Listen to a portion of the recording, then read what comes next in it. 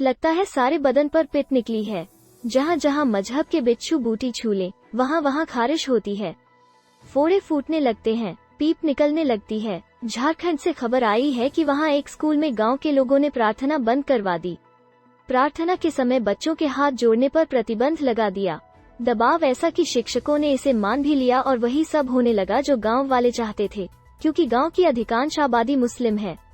पहले प्रार्थना चल रही थी, दया कर दान भक्ति का, हमें परमात्मा देना। इसकी जगह गांव वालों के दबाव में गाया जाने लगा, तू ही राम है, तू ही रहीम है। आपत्ति तू ही राम है, तू ही रहीम है पर नहीं है, होनी भी नहीं चाहिए। लेकिन पहली प्रार्थना पर आपत्ति क्यों?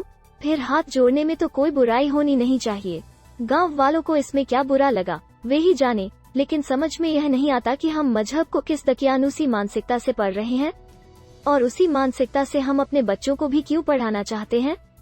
हैरत की बात है कि एक स्कूल में 4 महीने से यह सब चल रहा था और किसी को कुछ भी पता नहीं चला, या पता चला भी तो बात आई गई कर दी गई।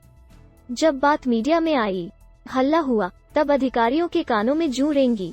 अफसरों ने और कुछ किया या नहीं, लेकिन इतना जरूर हुआ कि अब इस स्कूल में प्रार्थना के वक्त हाथ जोड़ने पर कोई मनाही नहीं है। शिक्षकों कहना है कि गांव वालों की जिद के कारण हमें उनके बताए अनुसार बदलाव करना पड़ा था, लेकिन किसी शिक्षक ने ऊपर इसकी शिकायत करने की जरूरत भी नहीं समझी। ये कैसे शिक्षक हैं और बच्चों के भविष्य को आखिर कैसे और कितना सुधार पाएंगे, सहजता से अंदाजा लगाया जा सकता है। खैर, बच्चों और शिक्षकों की बात तो फिर भी मानी जा सकती है। हमारी संसद में भी कुछ खास सांसद राष्ट्रगान के वक्त खड़े होने की जरूरत नहीं समझते, जबकि हम आम हिंदुस्तानी तो अब सिनेमा हॉल में भी राष्ट्रगान के वक्त शिद्दत से खड़े रहते हैं।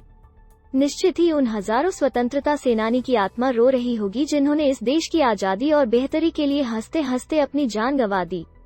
वो जब देखती होगी कि कई चुने हुए प्रतिनिधि भी हमारे राष्ट्रगान का अपमान करते रहते हैं और इसका उन्हें तनिक भी अफसोस नहीं होता।